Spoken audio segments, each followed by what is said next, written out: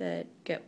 Hi, I'm Amanda Burke, and I solved the problem in which we have a jumper jumping from a certain height, and we had to determine different things from just a video that we watched online. Initially, we had to find the speed of the jumper at the very bottom, and so we had our initial values given in the video, and we know that the change of energy of the system is equal to 0, and we have kinetic and potential energy. Initially, we only have potential, and finally, we only have kinetic. So through calculations, we find the final velocity is 27.87 meters per second at the very bottom where the tension is the greatest. So in order to find the tension at the bottom, we know that F net equals the force of tension plus the force of gravity, and F net is also equal to the parallel and perpendicular components.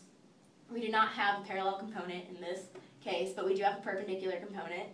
And so we set the perpendicular component equal to F net plus, or F tension plus force of gravity. Assumed a mass of 70 kilograms because that's the average mass of a human being, and we found that our tension at the very bottom is 1,875.23 newtons. And then we moved on to find the speed and the tension at 30 degrees from the center.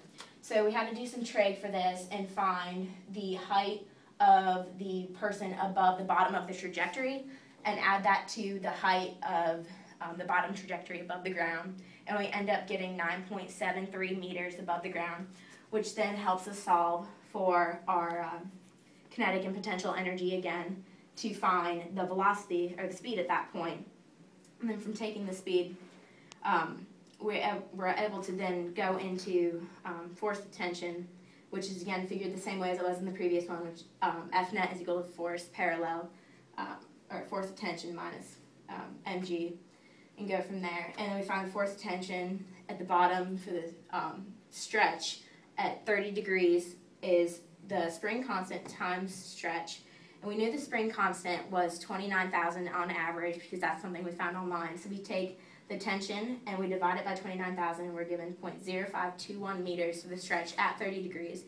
And then in order to find the stretch at the bottom, we did the same thing. We took the tension from the bottom and we divided it by the constant, which is 29,000, and we find the stretch at the bottom is 0.0647 meters, which is more than the stretch at 30 degrees, which is what we would expect, because at the very bottom we have maximum stretch.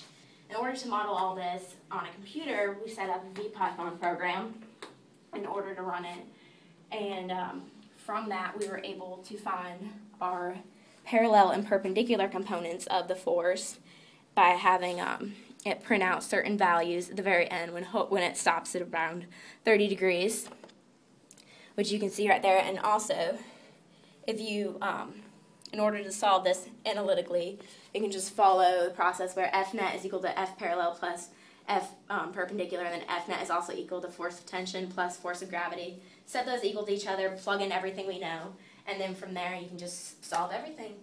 So yeah, thanks for watching.